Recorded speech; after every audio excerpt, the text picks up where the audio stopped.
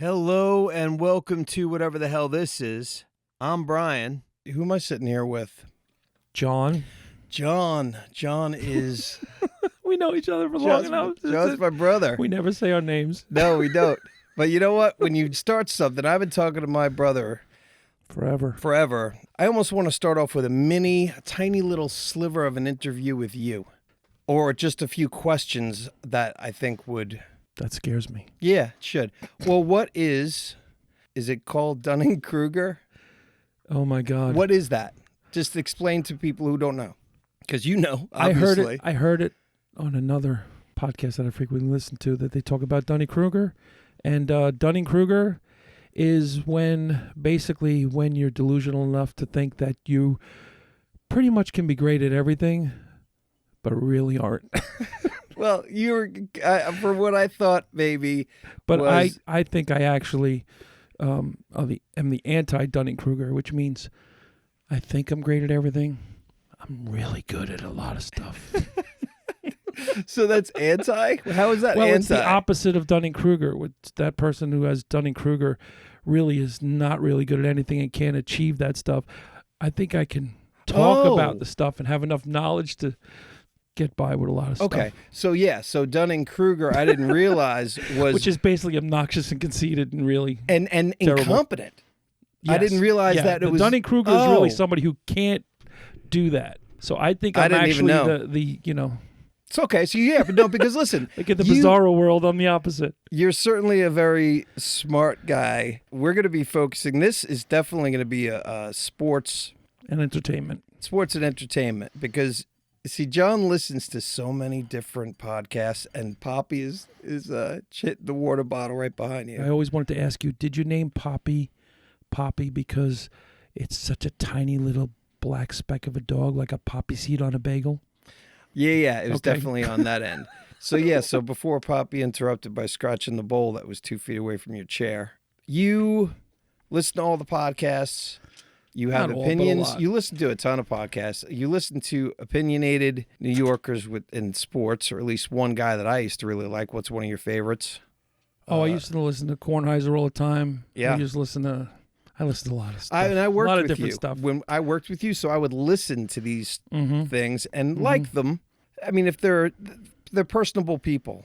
Yeah. So one thing you've been accused of is you've been accused of personable. So you're an interesting fellow. But anyway, listen, you're super opinionated.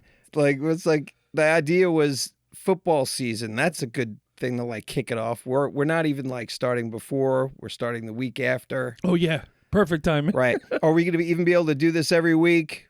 Who knows? We don't really even know anything right now, do we? No. Well, no, because you have to edit this. I'm going to give you a computer of mine, and I'm going to teach you to edit. Good. I know. I probably can be great at it. Yeah, exactly. And you know what? You will be. The most common thing that happens is we eat a lot of dinners together with the family here and there, and afterwards he's like, we need to remember this to record it or to do this, whatever. And I'm like, I don't even know what we just said, but we just spent 2 hours saying something. Well, it's usually about updating sports, and it's usually about TV shows and just current events and all this other stuff. But the truth of the matter is, we don't have similar views on all this stuff originally. Oh, not at all. And you know a lot about sports where I don't hardly know anything. I'll have an opinion. Look, it's football, NFL. I mean, we grew up in a big city in the Northeast, New York, so we got spoiled. We had 2 of almost every single professional team. Right. Colleges were not even on our radar for college teams. So we had every sport all the time, all year long. Now, the popularity of sport, you watch TV, now you get everything. So now it's get even more. So it's wild. So the NFL was a big deal. NBA, hockey, baseball, everybody had opinions. To be honest with you, you had to be able to stand and have a conversation on a lot and have a little bit of knowledge on each and every one of those. And I did not. You did.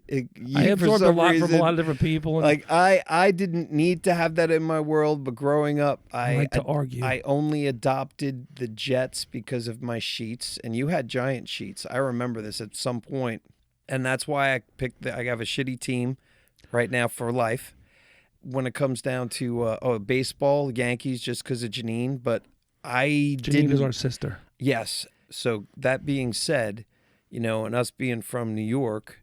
But I'm not a Giant fan. You I said know. I had Giant no, sheets. No, I'm not a I know Giant you fan. did have Giant sheets, though. Point is, they were bought for the family, and that dumb choice of mom saying, I'm going to put these on Brian's bed is what made me freaking like them and always stick with them. Mm-hmm.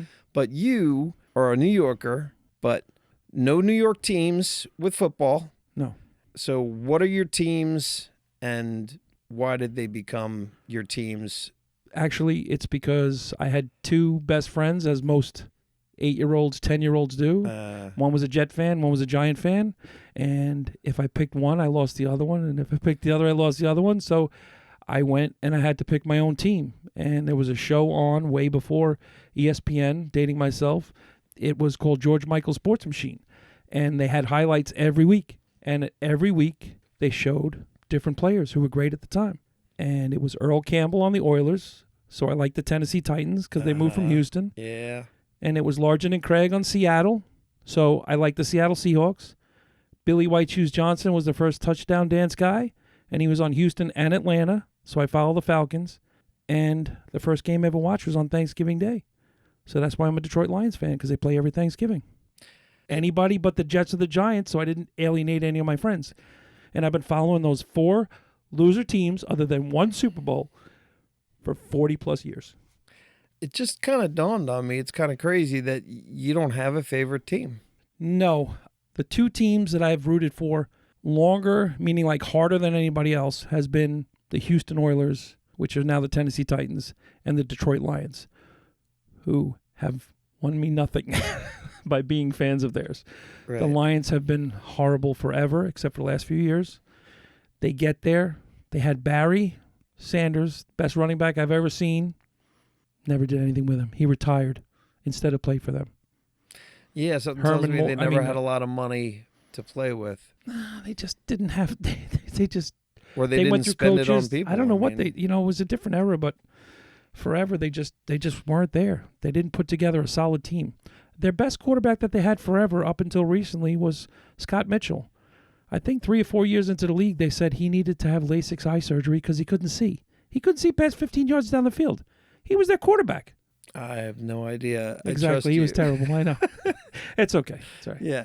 But no, you can't pick one, though, that you'd be like, if you had actually, I root for the Lions because it was the first game I ever watched. And I root for the Lions the hardest because they are known as being the worst team ever. Yeah, and you want them to do good. They're the 0-17 team. Yeah. The 0-16, team. So it's terrible. Yeah, and we could talk about that because you're going to talk about, I don't know what you wanted to talk about and what kind of order, but we're going to talk, the truth is this week it was football, and you said it's a perfect week to do it, and I agree with you and I said, well, we'll do it after the game. Why? Because we can look smarter. So we do it after the game. I won't ever look smarter. But I'm not gonna. The truth of the matter is, football was kind of crazy this week. But if you know football, you know that week 1 is usually some kind of an outlier in half the teams. Half the teams you think are great, next week, they're going to shit the bed. It's going to happen. Why? Yeah. Because some teams weren't prepared. Some teams had off-season contract disputes and players that don't want to play because they don't want to get hurt because they've been hurt before. There's a lot of cohesiveness that doesn't happen for like 3 or 4 weeks. Just like the Lions 2 years ago, 0-6 the first week, I think it was 0-6, the first 6 weeks of the season, and then they ran through everything, had a great second half of the season, almost made the playoffs, I believe, and then last year they did great, year ahead of schedule. I don't want to say anything because this year everybody's like, the Lions. And I'm like, oh, God, here we go. Well, you know what? Because that's my thing. I can't stand when people are on my teams. And you don't. Because they've been so bad forever. I have a hard time watching them. Yeah, live. You do. You don't want to watch them. It's really rough because it's just, I don't know how people feel about this, but especially when you have one team. I have 4 teams, and you got better odds to be happy and win. No.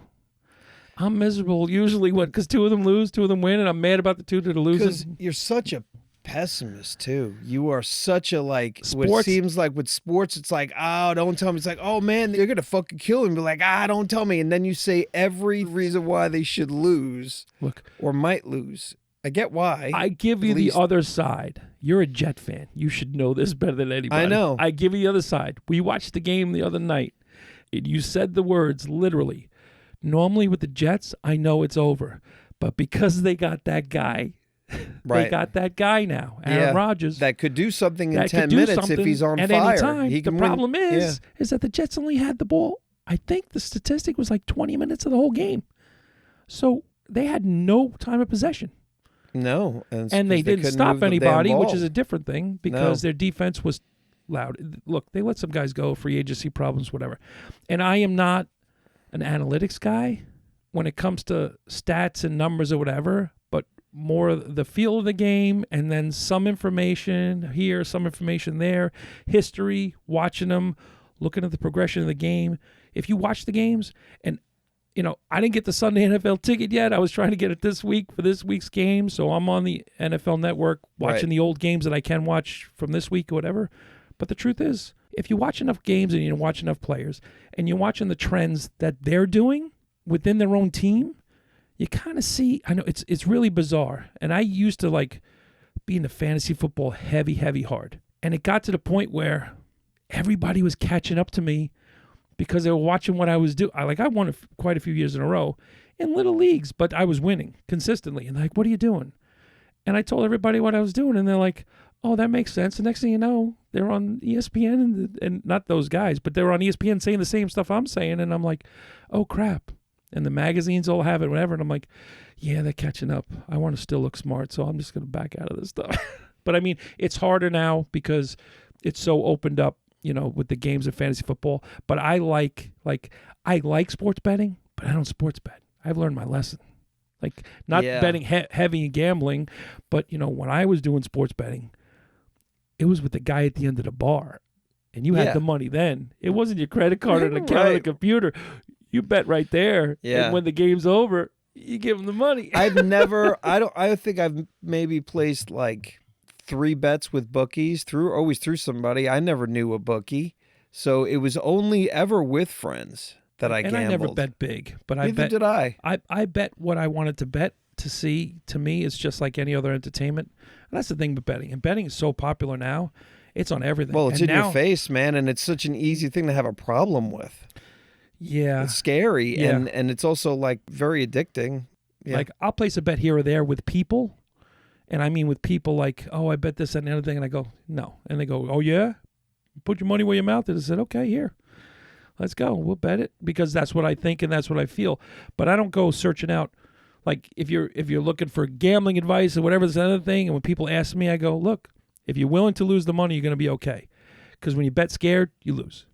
That's what I've always heard. I think I've only ever bet scared. I've watched you bet scared in Aruba. Oh yeah. Oh, I'm a in Aruba. I watched you bet scared with that stuff. And it's okay.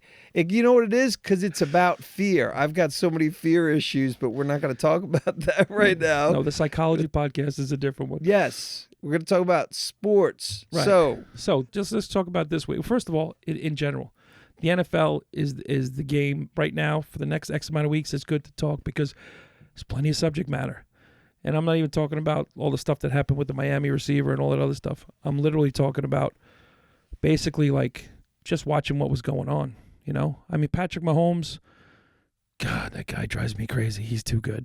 He's too good. I didn't watch any of the game. Yeah, that game was crazy. But the first quarter, all of a sudden you're like, what is this new rule that they're calling? What is this new rule? Right. Even though the rule's been in the league for 3 years, they finally decide to enforce it. And you and I were watching a game where they're calling it, and I'm like, why aren't they showing the angle where you know what the heck they're talking about? Right, because it really threw Baltimore off. I'm sorry, it threw them off in the first quarter. It threw them off, and they were trying to drive down the field, and every play they were getting called back. I think it was 2 in a row and a warning and another one, whatever it was. It was at least 4 times. But they never explained how far the guy is out, how far he's in. The helmet needs to be by the belt buckle or the center and all this other stuff. Just draw a line. If this is an illegal formation, show us where the illegal formation is. You got a telestrator. You got a line. You got all the tech to do everything else. Everything. You got these yellow lines and first down lines and everything else on the field. Show it from down the sideline, right at the angle of the ball, and put a line right where those guys are. And you're like, okay, he did it. I told you this while it was going on. I think I texted you and I said, it's crazy what's going on in this Baltimore game. And it was just the first quarter still. I said, because these new rules might affect everything on Sunday. Yeah, and I'm like, what are you talking about? I I'm know. I'm not even watching it. No, I'm and like, he whatever. just, I don't know if he ignored the text or he told me the next day. And you're just like, what are you talking about, this new rule? And I'm like, I don't know if it was just those refs, but whoever gets those refs, the bet maker, everybody else might want to be in on the fact that they're going to call this. Like, how is it? And how is it different in every game? Because Yeah. some of the games I looked at and I go, that guy's off, and I don't know. And you don't even know which guys it is. It's not the tight. I don't know. It's a technicality, but it was just crazy watching the game going. It slowed the game down. The kickoff rule is crazy. That's interesting. I like the fact that they're trying to do. I know you said you like it. I like the fact that they're trying to do it. I don't think they pushed the kicker back far enough where it's going to get more in the landing zone, because you could just, if it's a powerful offense, you could just kick it into the end zone and give them the 30 anyway, because the average thing they were talking about, Goodell was on there talking about it, and this and the other thing, everybody averaged about the 26 anyway. That was the average starting point for most offenses. Right. So Offenses you're were saying down. make it 35. So if If you kick it out, Yeah. you give them the 35, which is a bigger I'm penalty. fine with that too. If you're going to keep it, and you put the kicker back further when he kicks it off. So this way, he has a longer way to get into the end. Just the kicker. Keep everything else where it is. Put the kicker back further. 5 yards, 10 yards. Yeah, make it harder for him to kick into the the point of the rule, according to Goodell and everybody else, the new kickoff, the dynamic kickoff, was to give them more kickoff returns. That's the only point of the rule. More kickoff returns. So if they're giving them more kickoff returns and they want more kickoff returns, make the penalty steeper. Make the penalty steeper, but also if you push him back, it's harder for a guy to kick 80 yards. Yeah. Into the end zone. Right. They're kicking it from the, I think they're kicking it, So- they're kicking it, make them kick it from the 20 or the 15. Right. Only the killer kickers can get it in the end zone anyway at that point. I agree. Let's change the NFL rules starting with this. Yeah, let me call Roger. There you go. So. You think he's an asshole? You're an opinionated guy. Me? Yeah. Do you think he's a douchebag? I think he's a highly paid guy who defends all the owners, and that's what his job is. So you like him? No. His job, he's hired by the owners only. So his only job is to keep 32 owners happy. And that's who pays him. Yeah. He's the commissioner who's voted on I didn't know and how collected by that, the owners. honestly, that so worked. if he keeps 32 owners happy, 32 owners will never try and vote him out. They give him a high pay scale, and they say, you defend us in all our shitty ways, whatever Right. it may be. He makes a fortune. Well, anyway, we're gonna get sidetracked. You want to go through like each No, game? I was just looking 'Cause- I was just looking at so last not through week's each games. game. Okay, that's what I'm saying. Each game of last week. But You're gonna tell me Basically bullet points on certain games. 'Cause Okay. like the truth of the matter is it's football. That's why there's odds and there's betting and nobody really knows what's going on. That's why the Jets line and they said, the Jets were going to be close. Really close. It was supposed to be a close game. Oh yeah, no, and they got. It didn't happen. They didn't look like anything. No, they Okay. didn't look like anything. So what you're looking at is That's a painful reminder. Thank you.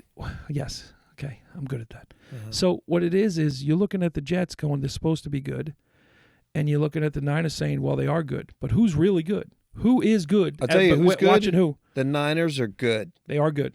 They are good. You could tell by watching that game. They're good. Even if the Jets didn't perform, if the Jets were performing, they still would absolutely have right. probably beat them. So there's 3 or 4 teams that are actually a little more than that, but there's 3 or 4 teams who you just look at them and you go, they're good, even if they have a down game or whatever, they're good because no matter what. I mean, look, Kansas City, they're great. They're good. Okay, I mean, they are. I go great. undeniably- They could be great. San Francisco is yeah. great because they have talent on both sides. They're fast playing teams. To me, they're fast playing teams. But if you look at the other teams, okay, I mean the Eagles, they're good. They've Eagles been are- good. They're good. Yeah, Okay. they are good. They had a rough stretch at the end of last season, but they're a good team. They got a lot of playmakers, and if they play decent on defense, they beat the Packers, who was supposed to be good. Right, and they played them in where the hell was it? Barcelona or something? Where the hell was it? They played them in Brazil. Brazil. Okay, Mhm, yeah. all right. So that was like, okay, who's really going to be sharp when you go into another country starting on a Friday night? But the Eagles were good. Okay. They did it. Yeah, But then when you look at a game like, okay, the Saints and the Panthers, it was 47-10. Wow, the Saints are great. Really? Are they? The Saints great. It was 47 points. Right. But they or but the they were Panthers it just was awful. the Panthers were the first play, I think was a pick six. And then it just opened up, and then everybody's on the heels, and it's like, oh my gosh. I feel bad for Bryce Young. I think he's had 3 offensive coordinators, head coaches in a year. He never gets a game plan to stay. He was the number 1 pick for them. He was everything else. And he's looking over his shoulder. He's like, everybody's saying C.J. Stroud, the Texans. Now, the Texans, they're a solid team. They're good on both sides. They got a lot of weapons. And that kid doesn't get flustered. And everybody expected him to take a little bit of step back this year. They won that first game. I'm not saying that they're a great team, but they won that first game. But then the Texans? Yeah. They beat the Colts. Now, they beat the Colts at the Colts Stadium, okay? But they beat them. I mean, it was, 29-27? So that was a big game. Yeah. And then you look Close at game. The Bengals and the Patriots. Are the Patriots good? I don't know, man. The Bengals are supposed to be a hell of a lot better than that, right? But here's the thing, what I said, who is really good? The Bengals have so much talent, but people were holding out. People were hurt. People were whatever. What do you the mean? Bengals always start off slow. So Well, you got Jamar Chase, who still he didn't play. He played, but he didn't all preseason. He didn't practice with the quarterback. There's timing issues there. You could see it. There's other plays. There's a difference between playing football and playing in the preseason for like 5 snaps, getting warmed up, and then sitting down. You're not getting tackled. You're not getting tired. You're not getting anything. To me, it was the same thing as Miami and Jacksonville. Miami and Jacksonville this week. Jacksonville's a pretty solid team, okay? If it wasn't for that punch-out fumble when the guy for Jacksonville was going in the end zone, Jacksonville probably would have won that game. Miami's got speed. Miami's talented. Do I think Miami's bad? No. Did they win that game? Yes. Can they overcome a lot of different things? Yes. That's the expectation of me in Miami, have what they've done so far. So many times they've scored a lot of points. They lose games that they really shouldn't, and that was one of the games I thought they were going to lose that they really shouldn't. But Jacksonville, I'm still not convinced that they're a bad team. They just had a couple of plays not go their way. But there's a lot of them. Look at Atlanta. Atlanta has talent everywhere. Everywhere. New head coach. It's going to take a little bit of time to gel, I think. Kirk Cousins, different people, different system. Okay. A little bit of the same system, but different players playing in the system. It's going to take a little bit. The Steelers, that guy drives me crazy. Coach Tomlin, he drives me crazy. They're always a 500 or better team. Yeah. They never pick in the first couple of picks in any round in the NFL draft. They get people to play there. They're tough. Okay? I admire Pittsburgh. I can't stand Pittsburgh because Pittsburgh would always beat my Oilers or my that's Titans. why. Yeah. And I have an animosity towards them based on the past. Also, same thing with the Ravens. I can appreciate those teams because they used to be in the same division. I can appreciate all those teams' talent, but I really can never root for any of them in any situation unless they're playing for a team that is, to me, I despise more, which would probably only be a few, like the Cowboys. But that's besides the point. Right? Yeah, I don't like Dallas. that's a good question. See, it's one of your top hates. Yeah, because it was also a very New York thing, and I think that's probably That's because they're Giants. Yeah, the Giants and Cowboys in the same division. That's why it was easily to adopt. It was very, very common for a New Yorker to hate, or out of our friends, Cowboys. Hate. But my reason for not liking the Cowboys was really a different reason. Emmitt Smith was the running back that everybody touted all the time while Barry Sanders was in the league. And Barry was better than Emmitt. And Barry, to me, if you put Barry behind the Dallas Cowboy line, Barry would have records now that still wouldn't be broken because he had to fight just to get to the line of scrimmage. Yeah. He had to avoid 3 or 4 people. Emmitt Smith had the best line I've ever seen and would have 3 yards already by the time he got touched. I'm not saying every play, but a lot of plays. Mm-hmm. Barry Sanders never saw a hole. He had to find ways to just scramble around and get people to miss. Yeah. And that's his thing. But anyway, so that was my true icing on the cake where I said, you know what? No. I refuse to give them credit. They were an unbelievable team back then. They were unbelievable. They had everybody. They had every player they wanted. And they took, my guy Dion from me. Well, Dion would go wherever there was money, just like he's doing in college right now in Colorado. But Dion went from Atlanta. All of a sudden, he's like, okay, I'm going to go to the Niners. Oh, I'll win a Super Bowl with them. Oh, I'm going to the Cowboys. I'll win a Super Bowl with them. And I'm like, that's why I really don't like the Niners either, because they took Dion. But they didn't take him. That's why. He went with the money, but that's one of the reasons. I just didn't like. Look, those teams always won. Those teams always won. I know. That's why I didn't like the 49ers. It was like, okay. And I got 4 teams fighting them every time, and 4 teams could never beat them. And I was just like, oh, so is it jealousy? Yeah. But it's, there's a little bit of rage in there. But yeah, my teams always lose to these great dynasty teams. My teams would lose to the Cowboys. My teams would lose to the old Niners. My teams would lose to Tom Brady and the freaking Patriots all the time. Man, Tom Brady and the Patriots can go to hell. Yeah. Well, I'm not saying that I'm glad that he's having a little bit of struggle right now as an announcer, but I'm glad that he has to work for something. Yeah, no, you pointed out and then all of a sudden the next day. Yeah, no, and I'm like, I agree with you completely. He did not do a good job. No. And you got teams that won last week that I'm not sure about still. Okay, perfect example. The Bears and the Titans. The Titans gave 14 points to the Bears of 2 plays, and guess what? Caleb Williams, he's a pretty good player. And he's the first rookie quarterback to win in forever, on opening day. But they won 24-17, and if you give them 14 points to start, okay, then it was 17-10. So the Titans should be okay, a little bit better than people think, which I don't know. This week they might not surprise anybody. They might get beat again because they've got a rough competition this week. But the Bears, I don't know. I don't know if they're really any good. Once again, these teams are just going by defense. The Giants, oh my God, the Giants. The Vikings, with your old quarterback, Sam Darnold, coming to town. Right. After they lost their rookie quarterback for the year. Mm-hmm. They put a whooping on the Giants, and it was ugly. Right, but the Giants did just really poorly. That's the thing. That's what. How could you tell if the Giants did really poorly? I mean, you could tell some things are obvious, like fumbles or whatever. Certain things, I know. I don't know enough about the trades and this and that thing. I pay attention to some of them, and the formations and the coaches and whatever. But you look, people who've been in the same system for a few years, people who don't trade coaches, people who have the same head coach and the same offensive coordinator. Sometimes they gel and they find things that work and they know what's good and know what's bad for these different people. I don't know what the Giants are doing. They got the same head coach. They should know things about their team. They got rid of Saquon. He went to Philly. I wasn't sure how well Saquon was going to do in Philly because there's so much speed on that team, and Saquon's a power runner up the middle, but he caught a touchdown pass. He played tough inside. He played a very, very, very good game. Unexpected in my end. I thought he was going to be okay for them to do what he did, but they usually have small scat backs in Philly. So you're looking at everything. Week 1, you're playing. You got the whole season to gear up for this one team. Right. Now you got to go to week 2 and you got a week. Because you say, oh, this worked. Okay, now it's great.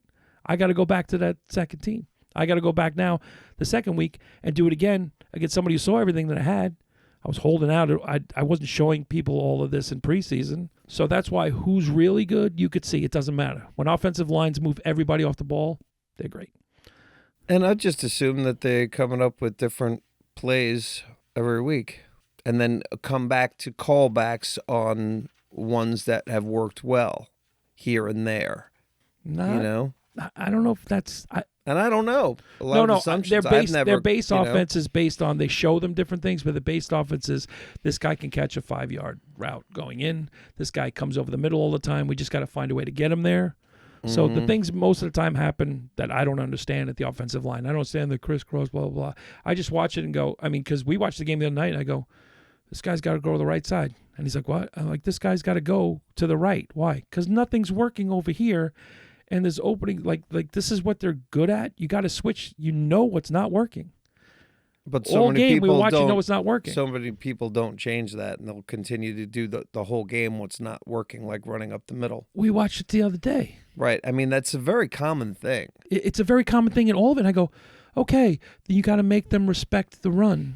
Okay, you got to make them respect the pass. But you have a giant in the backfield, a giant guy in the backfield, that all he does is run right up the middle. So they know that's what's coming. like Baltimore with Henry. I love Henry. He's great. He's unbelievable. He's huge. But when he got in the game, you basically knew, okay, here's a run. It's right up the middle. That's what he does. And then when they take him out, they go, okay, it's not a run. And it might have been, but most of the time, if they're correct 80% of the time, it's better than guessing 50% of the time. Yeah, I mean, it's got to work sometimes. He's got to be doing fakes. Yeah, it's just not as often as usually you think. I know. The Lions game was surprising. I really thought that the Lions, not for nothing, I thought the Lions were going to lose. What was the final score? 26-20. So they won in overtime. They did, and they scored a touchdown and didn't give the Rams the ball back.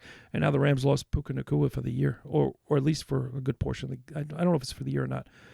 I didn't see the update. So he's one of their star receivers? Nacua? Yeah, he was the guy who had a breakout year last year before. Like when Cooper Kupp went down, he kind of rose up. And now they got studs everywhere in the Rams. I think the Rams will still be okay. They got a powerful offense. I love Matthew Stafford. He's getting older, but he's still got it. He gets the quarterback yips sometimes, which basically means he likes to throw the ball away to the other team a few times in a row.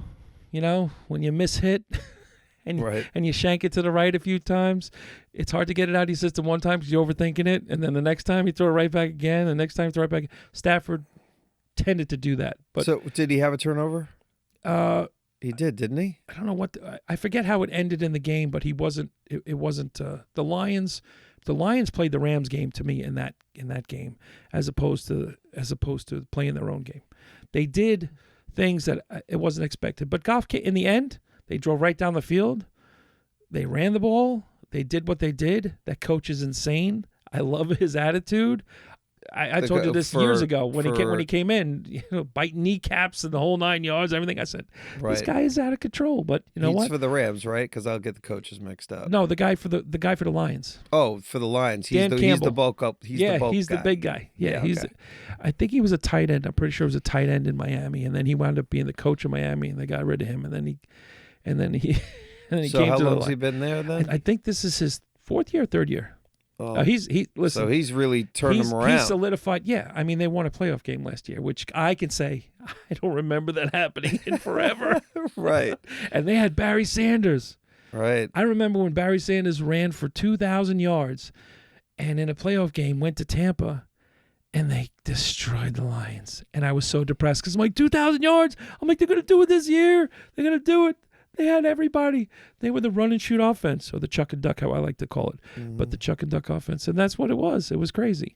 But I root for these teams. I get too emotional about it. I can't watch them. I watch all these games. I look at it and go, they're really not that good, and they're winning. They're winning, and I go, why can't we just win a little bit? Just 1 year, put it all together. You know, it's funny. It's just funny because you look like, can't they put it all together like just once? Dude, listen, man. I don't know how anybody's going to get past Mahomes this year, although they are vulnerable in certain positions. But you know, Andy Reid's been doing this for a long time. He was winning in Philly before he went to KC.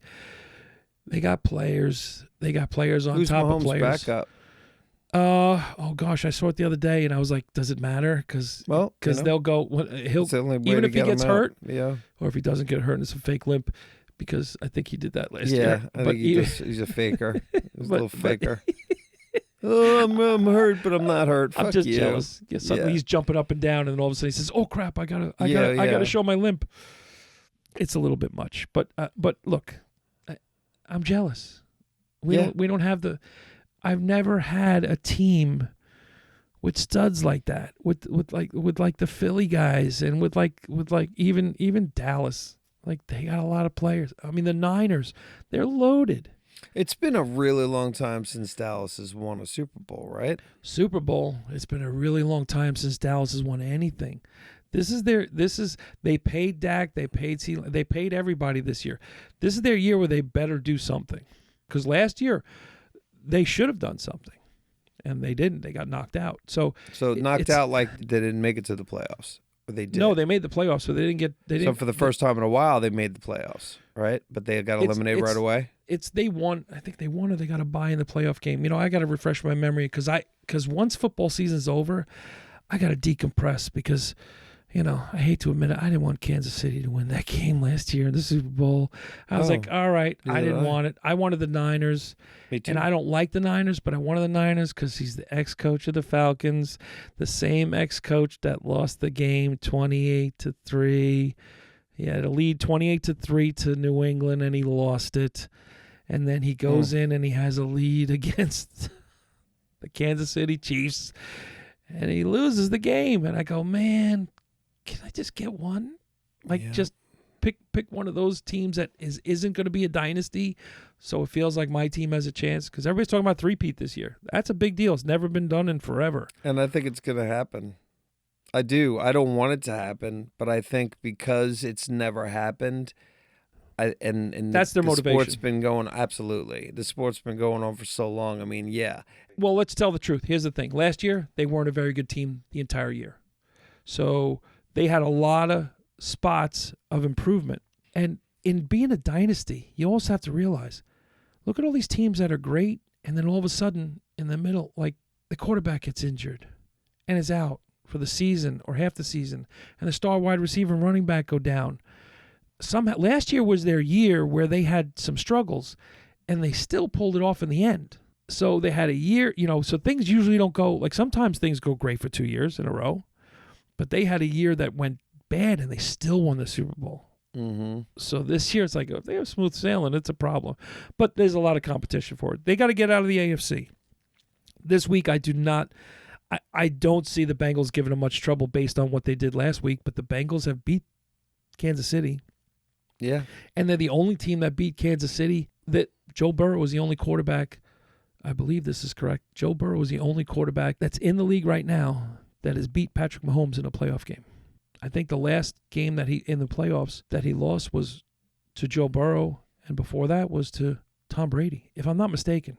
I got to double check that. That's just off the top of my head, but I think that's correct. Like, there's nobody, like, I think I heard somebody talking about that a couple weeks ago, but it's like there's not a lot of before the Bengals lost to the Patriots this week. Right. And you're like, anybody could do anything at any time. The Bills, I thought they were going to lose. The Cardinals came out of the box on fire, and you're like, wow, okay. And then the Bills came back. I tell you right now, they're going to be tough competition in the AFC, but that whole division is going to beat each other up, which is a leg up on Mahomes. Because I don't see, who's in his division? I think it's Denver, the Raiders, and who else? The Chargers. Yeah, that's their division. So the Raiders, I don't expect them to give Kansas City. They'll play them tough because that's a rivalry game. Denver, yeah, but they got a rookie quarterback, and it's going to be a little bit for Denver to just get their feet under them. You never know what Harbaugh and the Chargers are going to do. Maybe he'll videotape some sidelines, whatever. You never know, because now he's in the pros, and I think only Belichick got caught for that twice. But once again, I expect them to come out of their division, no problem.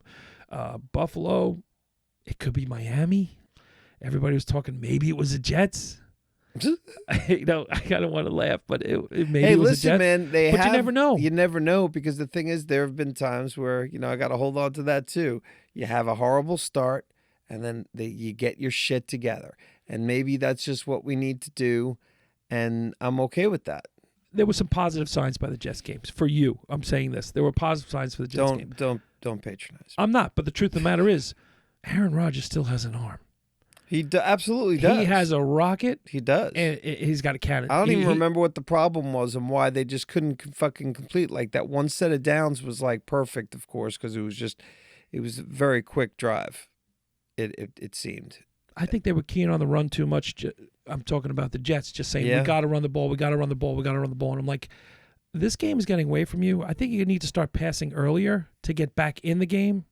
And they still were doing consistently with that run. And they were just having problems doing anything at that point. And there was a couple of unfortunate plays. I do not think that pick was Aaron Rodgers' fault. No, it wasn't. It was deflection. And there was a couple of definite drops. And there was a few drops, and you saw the frustration on. But when he put that one drive together, you're like, okay, they can do this type of stuff with this quarterback. They haven't had that in years. So you're looking at, okay, it's a system and a person, and they both have to fit. And I think that there's a fit there if that offensive line can do anything. And their defense really is the one. What did they say? 8 drives in a row they scored? I think it was 8 drives in a row that the Niners scored. 6 field goals and 2 touchdowns, something like that. I don't know. And I was just like, no matter what, you're not going to win a game like that. No matter what. It just doesn't happen. Yeah. It's just, if they keep scoring and you they're get off the holding the field, ball. Yeah. like, okay, thank you. Well, when they came back from halftime, I said they had the ball half the quarter. We were watching the game. Mm-hmm. I said they have the ball half the quarter. I said, you're like, they got to score 3-1, and I go 2-1 would be fine, just to make it look like it's a game. Like you got to do something. Yeah. It was wild. It was wild. It was sad. I don't know. The Bucs surprised me. I didn't expect the Bucs to continue what they did last year, and I'm happy for. And I'm happy. Who'd they beat?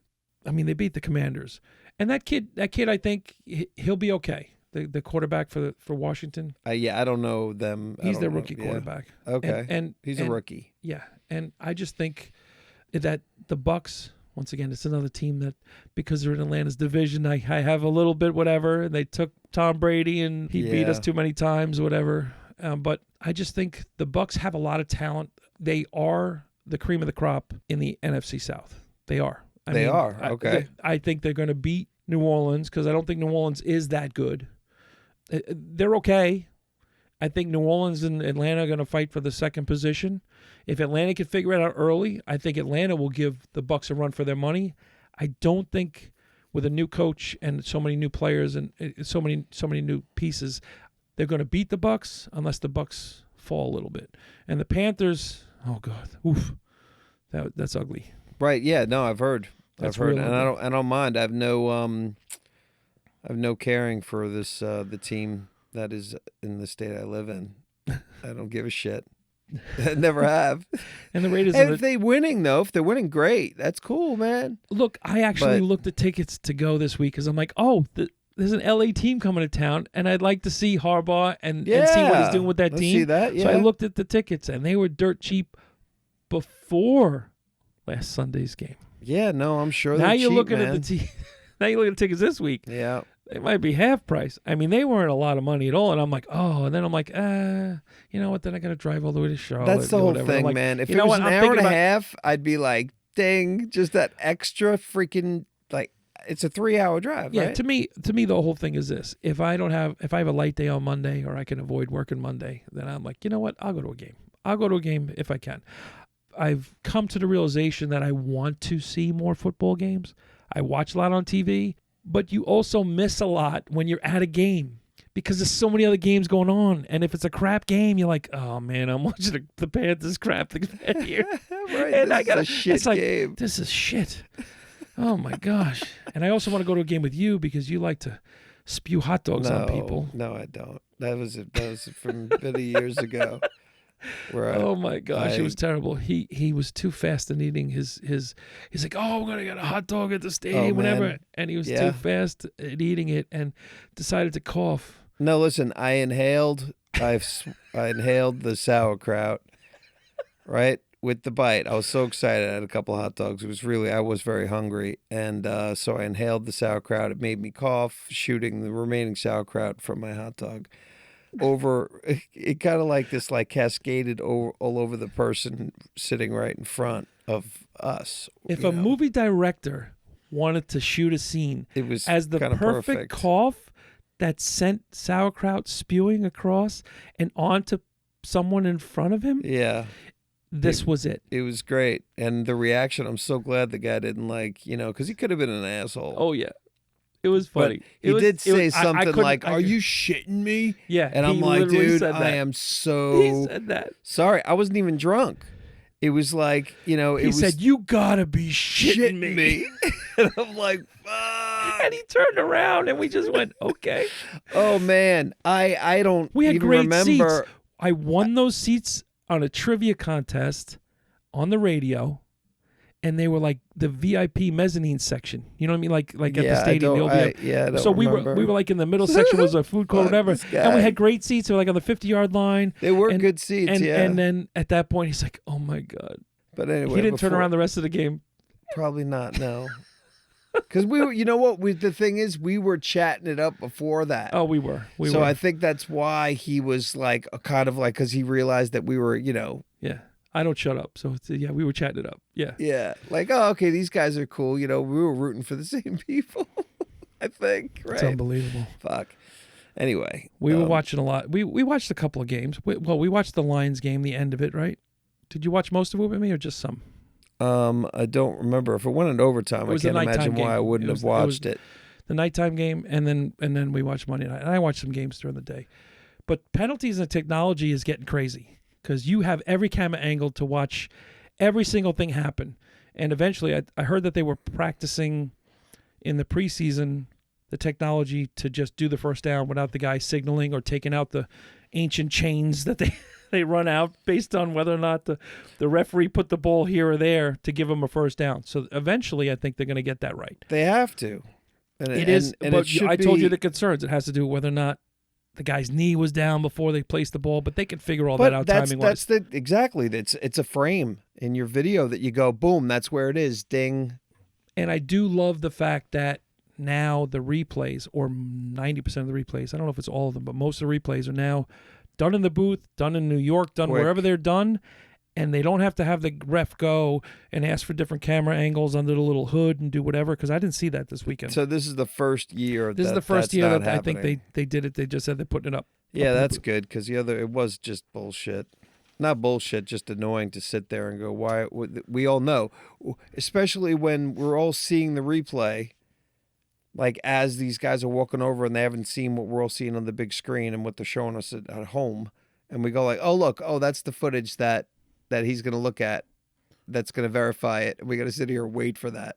I think the next technology that has to happen and really should happen is, especially when the guys in the booth, okay, not Tom, because Tom needs a little bit of time to get it right, but not Brady, but the rest of the guys in the booth, okay, when they show you an angle of the play and how it's happening and developing and whatever, most of the time they show you from behind the quarterback and above his head so you can see the field and defenders. If they have a camera angle that zooms out, and you have an option for a broadcast, because ESPN has 10 channels and NBC has 14 and whatever, and if you're a really diehard whatever, you just want that one camera angle to watch, oh, he was open, oh, he cut, and the guy missed him. Yeah. And you see the pressure, because they always show it to you in seconds. Oh, see the pressure coming from the lineman. Oh, he had to move and he had to shift left. When you're on that side view, always, it's tough. I remember I went to the Sugar Bowl before COVID, a few years before. It was Texas, Georgia, and I watched that game, and I had a corner view, watching it like from above. I wasn't in the lower level. I was in like the second level, and I had a corner view, and I'm watching, going, oh wow, this is a great view. I could see, like I wasn't on the 50-yard line just seeing the people side to side, like going left and going right, like a tennis match. I was behind, and I was like, wow, I could see that wide receiver is open and he missed it. Or this line is coming, all this pressure, that's why he rolled to the right, or the running back missed the block. And you could see it all happening right there, right, from that view. So I hope in the future they have that. Because by the way, YouTube TV has the greatest little thing, and I know the Sunday NFL Ticket has it too, where they automatically put whatever sports events on for me, because I watch so many sports and whatever, on like a 4-screen where all of them are on the same screen, and I could just go back and forth to each game, and they're all on the same screen. Right. I wish an option was cameras, so I can go to this camera angle and say, exactly. okay. That should be and an if it's add-on. A premium, right, and if it's a premium that you pay, and that's the way I like to view the game, that's it. Yeah. What does it look like from here? Oh, look, this play it's shown here. I want to click to that angle. Think about it. If the country has a bunch of quarterbacks and wants to watch it from a quarterback's view, he doesn't want to see it from the side all the time because you can't really see it. They usually, when they do all these views, they go up and on a different angle. Yeah. When they show you the angles the second time. Even especially like just noticing because of the kick thing was new. I'm like, and just sometimes they just choose shitty angles. It was terrible. Like, what's going on here? You didn't see it till it landed. Like if you showed it from the back or from it coming in even. Yeah. Either way, at least you would have had a better angle on the kickoff. Because half the time you didn't know until he caught it. You're like, oh, the kickoff happened. Yeah, and I want to see it from whatever angle I want to see it from. But when it's being caught in that moment where they can run back, to me, that's exciting. Well, it should be tested, but who knows? Yeah. Yeah, I mean, they're only running a multi-billion-dollar company, and we're just sitting here. Right. Right. So you've gone through every game. You've talked about. I've gone through most of them. I mean, some of the other ones are kind of covered. Some of the other ones are kind of duds. Okay. Okay. Like what are the duds? Just acknowledge the duds. I think the Chargers and Raiders. I don't think you learned much of anything on that game. No, you didn't have to. Okay. I don't think you learned much about those teams. It was 22-10. The Chargers won at home. The Raiders really didn't do much. I think that those teams, the Chargers are always, man, they got this really super talented quarterback. They got rid of their running back. They got rid of their wide receiver. They got a new coach. What is Harbaugh? I don't know. He's a quarterback guru / defensive guy / whatever. I don't know. He was a great coach before he went back to college.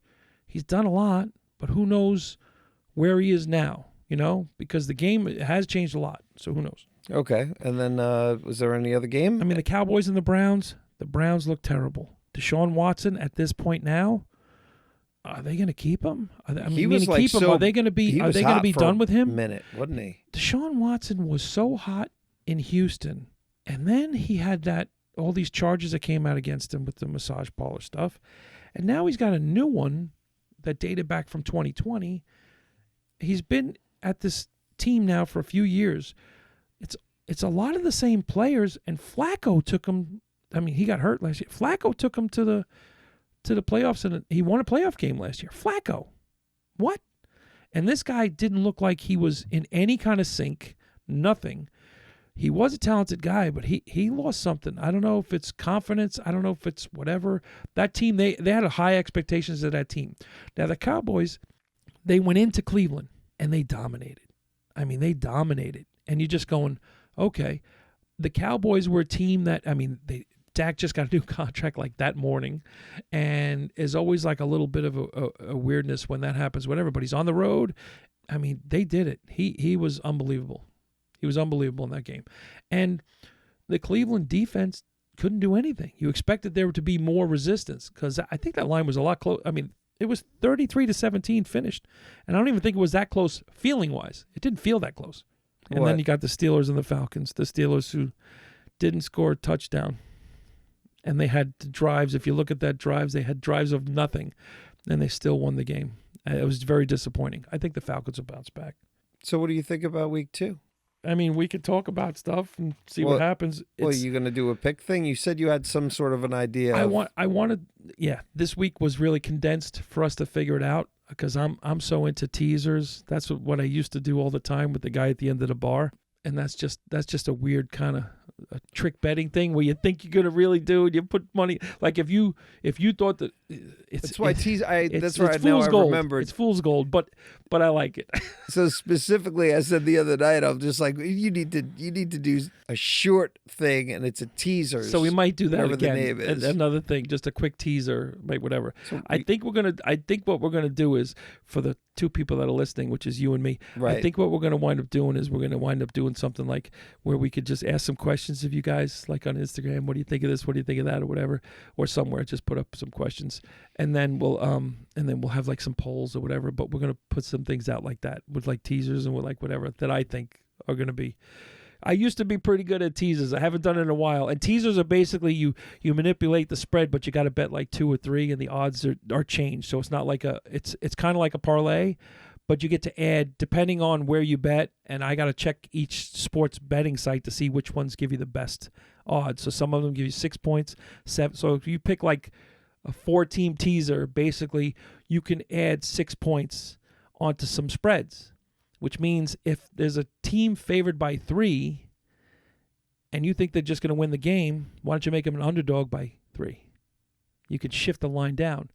But it's not just that game. You have to add, so let's just say you bet X amount of dollars. If you bet a regular parlay and you get it right, you get good odds. You get less odds, but you feel better because you're like, okay, I'm just cheating a little bit by sliding this spread down and sliding this one up and sliding this one down. See, for me, immediately, and I don't know much about this, nor I'm bad at gambling. I would just go to like the ones where I'm going to just pick the ones that are already heavily favored. Let's just say Kansas City's favored by 7. You're right. Like, okay, now they're only favored by 1. Now, things happen in football all the time. Right. And they might just win by 1, then it's a push. It's no good. But they were favored by 7. Now they only have to barely win the game. Wow, I feel great about that. And then the Bengals come into town. And they kick the crap out of Kansas City, and you go, what happened? Right. Or, the Jets this past week. The Jets and the Niners. The Niners were favored by, I think at the end, it was favored by like 4. I think it was 4. Yeah. But if you like the Jets, and you're like, they're favored by 4? oh, I think it's going to be a close game. I'll pick the Jets because I can't root against the Niners, but I'm going to make the Niners favored by 10. It seems like it's a no-brainer, except the Niners beat them. Right. Way more than that. So these close games, it's kind of a hard thing, but it's fun. To me, I like manipulating the spread. So like, man, because we pick games, but you and I pick games, with a couple of friends of ours here and there. And what we do is we pick games, but we pick, like we've done crazy things, but we pick them usually without the spread. And we just picked the whole season, and we picked like the whole week and everything, and it just cumulated downtown. But they were spreads, though. But we've done things with spreads. Yeah. But last year we did it. We actually picked before the season started, like the games up until week 8. Yeah. So we picked half the season at the beginning of the season. Yeah. So we'll do weird stuff. But this week, Thursday night. Thursday night's a question mark. Who knows what's going on? This Thursday, it's the Bills at the Dolphins. Bills at the Dolphins. If I had to pick this game right now, knowing nothing, that's kind of where my picks come from. I know just the tiniest little sliver.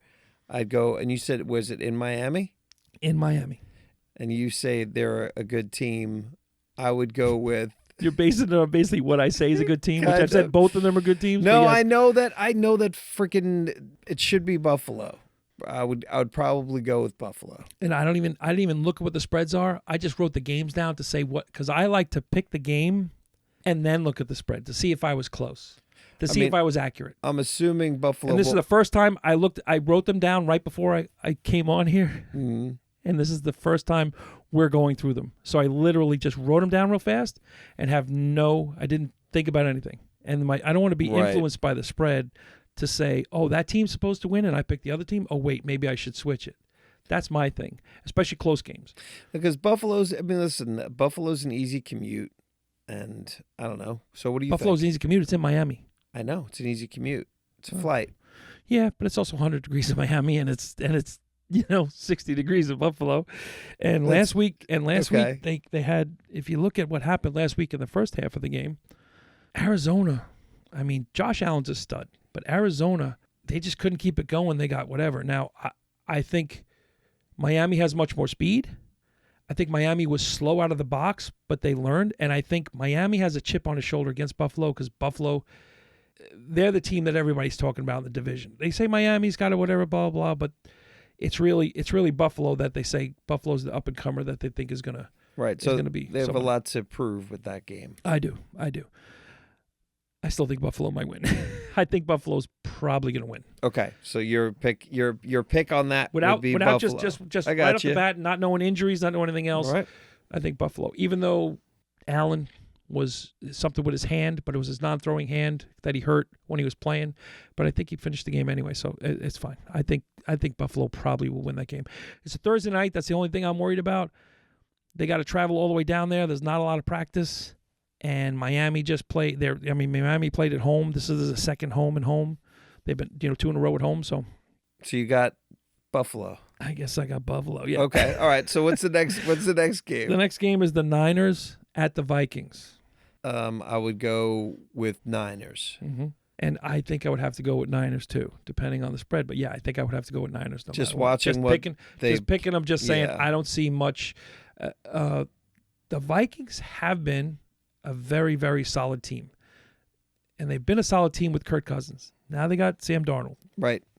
So I don't know the reality of what happened last week with the Giants. Right. But the Giants are not the Niners. Right. Where the Giants just got awful and they were, just it was easy to just confidence trounce them. Does a lot of things. Yeah. And the confidence of going on the road to New York, a loud hostile crowd, and beating the crap out of them sometimes gives you a boost to do it for maybe a week or two before you come down.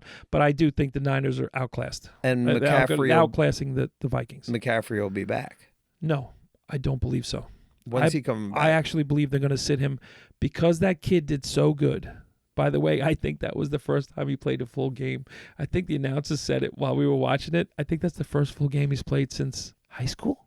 Yeah, I heard that night. And then he made insane. comment on how hard it is for McCaffrey. And the press conference, if you can get it online, when he was interviewed after the game, he said, I don't know. He went over to Christian McCaffrey and said, I don't know how you do this every day. He was exhausted. like, white. Yeah. Unbelievable game. Yeah, he did. But so we don't know what's going to happen there. So, but anyway, I would pick San Francisco as well. I would pick San Francisco. Okay. This is a game that to me is a trap game because it's Seattle, who is usually a pretty solid team. With Geno Smith has been a surprise, whatever. Right. But he's going to New England. New England did a lot last week against the Bengals. So I'm looking at it going, they're in New England. Okay. They were on the road in Cincinnati. Now this week they're in New England. Okay. Is Seattle a better team than Cincinnati? I don't know. That's the question because Cincinnati had studs. Seattle has pretty good. Not great, but pretty good. Mm-hmm. So if last week was an anomaly, Seattle should be a little bit of a favorite and to me should be winning that game because the Patriots didn't look fantastic. I hate to say it, but I think I'm picking the Patriots in this one because Seattle's got to go all the way across the country. I was going to pick the Patriots. They got to play at home and whatever. I think I'm picking the Patriots. And if there's a big spread, I'm definitely picking the Patriots. And that might be a game where I might put a tease on. Like if I was doing a tease, that might be the game if it's close or whatever. And I go, okay, I'm picking the Patriots down 6. They're a tough team. Maybe not a great team, but they play close. Who knows? Okay. Oh, this is a game that I don't know anything because both of these teams, the Giants at the Commanders at Washington. Now, seriously, this game I wouldn't watch if you paid me. Well, I might watch if you paid me enough. But this game is just like, okay, the Giants, whatever. And I just don't know if these teams are going. Like, I'm looking at teams like I like to watch teams like, okay, I can get a little bit of stuff so I can figure out when it comes playoff time. And these teams, I don't expect either one of them to make anywhere near the playoffs. I expect them to be, at this point now, the Giants, I thought they would be a little bit better. And last week... I mean, it's just week one, though. Right, I mean, but then you go on the road and you play a division rival. I know he's a rookie quarterback. I know there's a lot of changes in Washington. I know whatever, but I just don't... I think Washington, to me, did a little bit better against the Bucs in a high-scoring game. I think last week they scored 20-something, maybe 20 points. So I'm saying that's pretty good on the road against Tampa in the heat or whatever. Now you're back home. If you could score 20 points, to me, I'm just looking at it saying, if you could score 20 points against the Giants, I don't know if the Giants can score 20 points. Mm-hmm. So I don't know where this sits yet. I got to do a little bit more research, but I really think if it's a close game, the Commanders might eke it out at home. Okay, so you're going Commanders. Yeah. The game I already talked about as I was looking at those ticket prices maybe dropping was the Chargers at the Panthers. Right. If the Panthers come out and light up the Chargers, have you ever seen Harbaugh on the sidelines? Sometimes he gets so mad you think his head is literally going to explode. Right. I literally think if the Panthers do anything against the Chargers, I think his head's going to explode. And I think they're going to need a new head coach. Okay. That's all I'm going to say there. Yeah, so he might have a heart attack or a stroke. Literally like in... his head's not literally going to explode. Literally like Mars Attacks, yes. That's what's going to happen, okay. The next game is the New Orleans Saints, where you lived for a short time, going against the dreaded Cowboys. Now, the New Orleans Saints had a lot of offense last week against the Panthers. The Cowboys had a lot of offense. Both of them scored. The Saints was 47 and the Cowboys was 33 on the road. Do I expect a high-scoring game? I don't know. I don't know if the Saints, the Panthers definitely, their defense and everything else is not even in the same league as what the Cowboys did to the Browns. Do you think the Cowboys have a monster team? I think the Cowboys do. I hate to say it. And I think New the Cowboys Orleans doesn't. I think the Cowboys. No, but no. They got speed. They got a lot of wide receivers. But they can run the ball. Is it a Kamara, monster team? They can do. No, I think they're a streaky team. Is it a streak at the beginning of the season is my question. Do they got a lot of plays that they haven't pulled out yet that's going to confuse people until they get them on film and they say, okay, we can stop this doing this. Then again, you're really a great team when you get a pick six on the first play of the game and you run it in and now you're up 7-0 and then you do another. They threw it down the field. They did pretty good. I think that this is going to be a little bit closer game. I don't think both teams are going to score the same amount of points as they did last week. So I'm going to tell you my pick first. Go ahead. Dallas. Yeah. Bam.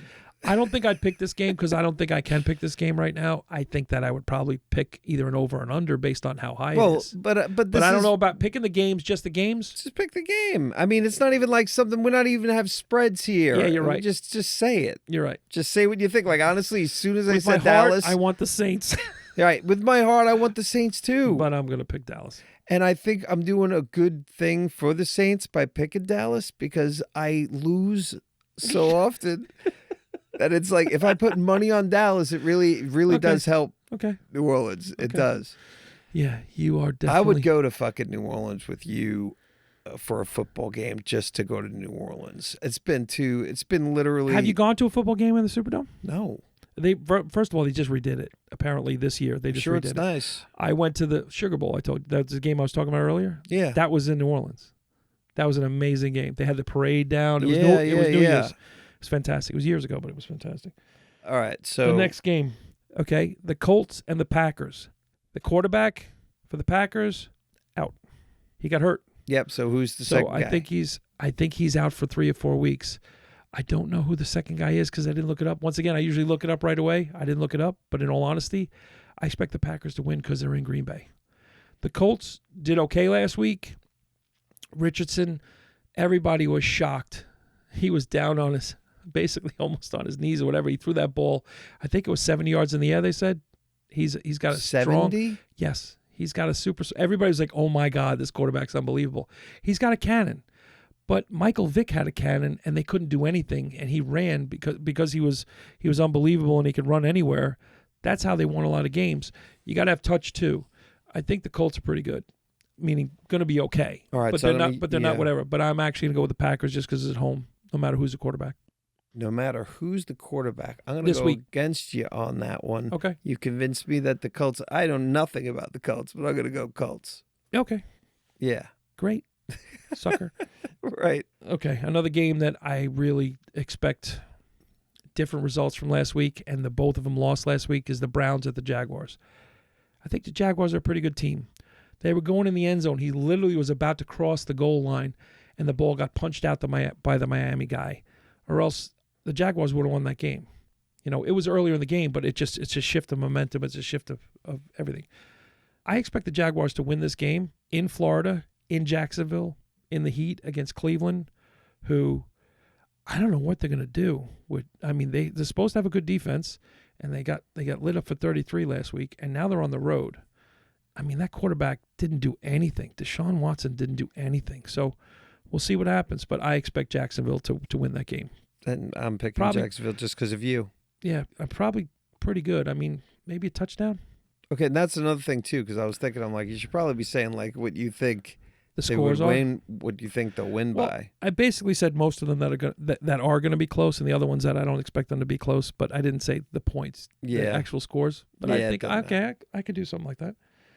All right, the Jets and the Titans. Oh, the Jets and the against Titans. My Titans. Your Titans. Who gave up 14 points last week to a not great defense to me. All right, so the Jets are going to Tennessee. To Tennessee. Right. And I have right now very little faith in the Jets, and the Titans were in that game that they lost. I think.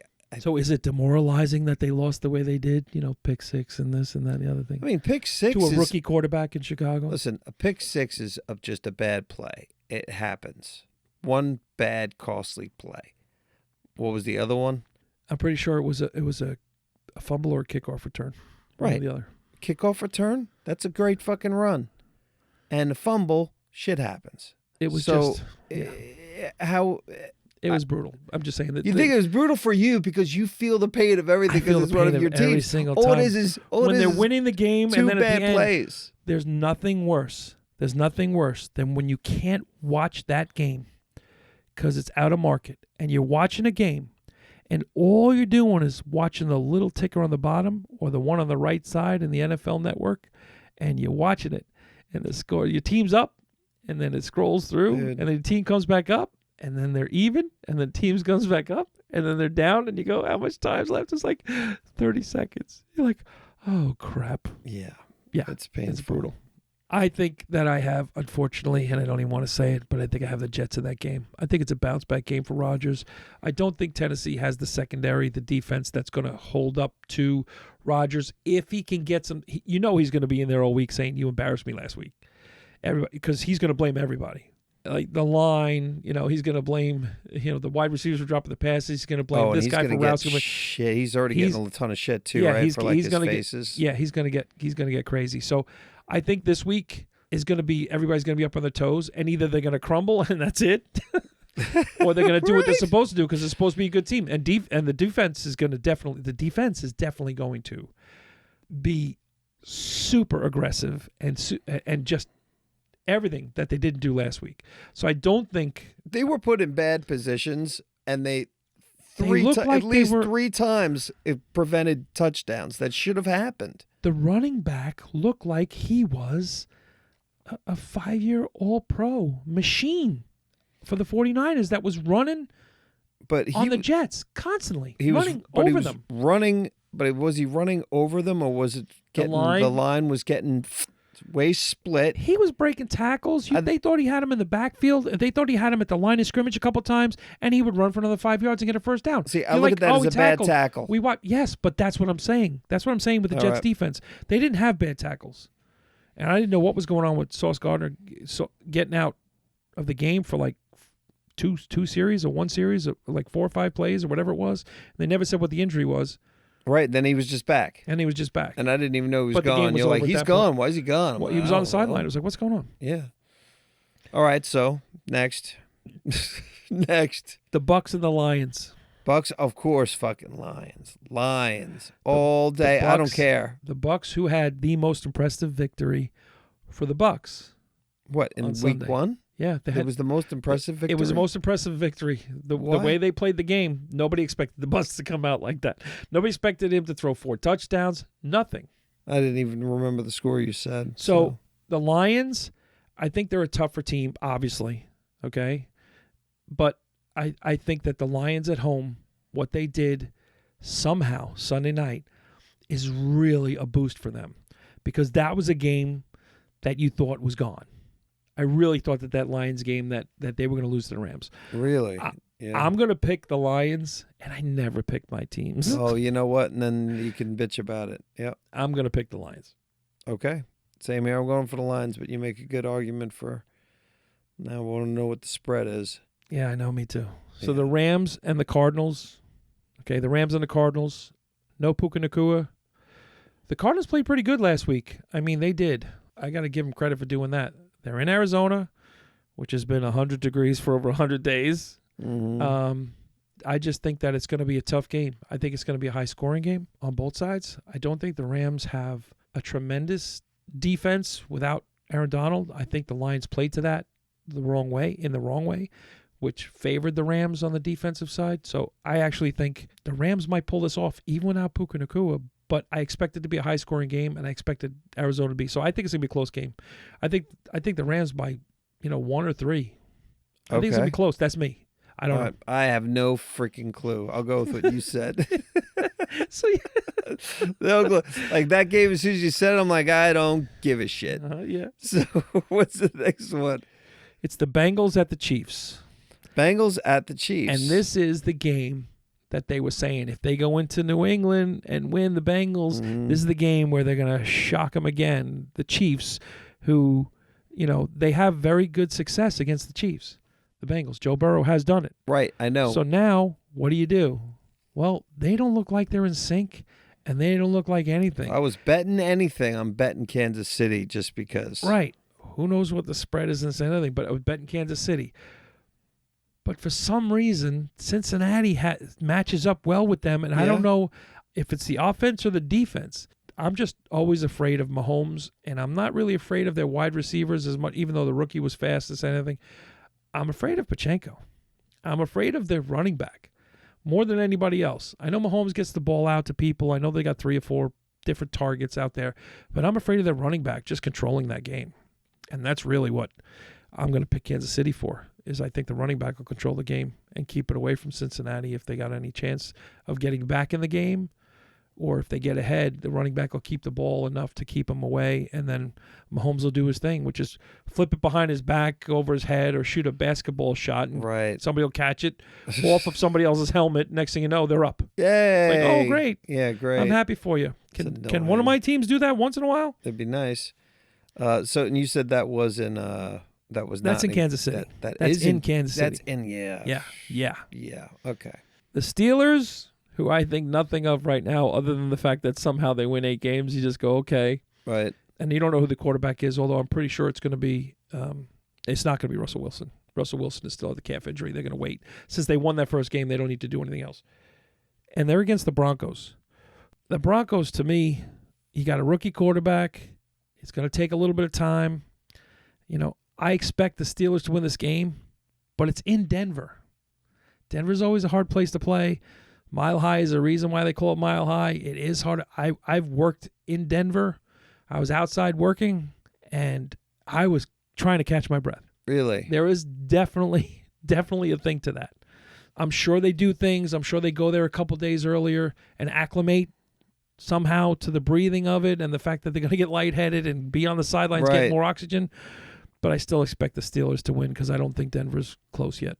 And when you're there in Denver, you got to work in that. That's got to be, you're more conditioned to it. It does make sense. Exactly. I mean, I was getting lightheaded to the point where I was just breathing normal. Like, you got to slow down. I'm like, okay, I get it. And now I get it. I didn't. Yeah. I didn't believe it. I'm like, I'm fine.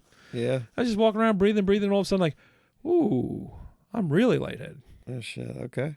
You got the Bears with the rookie quarterback who won last week against the Titans. He's going to Texas and playing Houston. Now, everybody, I expect this to be a blowout. Okay. I expect the Texans to win big. I know, because there's a lot of cockiness with a young quarterback when he comes in. Now, the Bears had their Inside the NFL thing. Right. Whatever it was. Was it on HBO Sports? Yeah, whatever. Yeah. They had, not Inside the NFL, but the other show. They had that following them around. And I'll tell you what, I just think Houston is the real deal. Houston has weapons everywhere. Houston's quarterback last week just kept going what he did last year. I think that they're a tough team to play at home. I don't expect that much trouble from the Bears offense. And I think that it's going to be a shootout, meaning I think Stroud is going to come out and score, a bunch of times. And I don't think they're going to be able to catch up. I don't think they're going to be able to keep up at all. So I don't expect the Bears. If he wins this game, the first 2 games as a rookie quarterback, that's the super rarity. And if he pulls this off, I will be definitely watching much more intently to what they're doing, because he didn't have fantastic stats. He didn't win it. They won the game, but still, the Texans are just doing something right down there. And I think their head coach, I think Ryan's unbelievable. Tamiko Ryan's is unbelievable. Do you think this is your lock of the week? I don't know what the spread is, but I would say that to me is definitely, I think it's different. He played at home as his first game as a rookie. I think on the road, it's a whole different animal. Mm-hmm. I think it's just whatever. He was more comfortable, you know what I'm saying? Practice field and the playing and everything. Now you're going on the road. So with there being no and by the spread, way, it's and a Sunday night. Be... It's a Sunday night game, so that's a nationally televised game. Much bigger atmosphere, much more interviews, not from just the Chicago press, but from the national press to say, "What are you doing? How do you feel?" Whatever. Right, I think it's a bigger deal. I expect C.J. Stroud to shine. That's just my expectation, based on absolutely nothing. Right. Okay. And the last game of the week is the Birds against the Birds.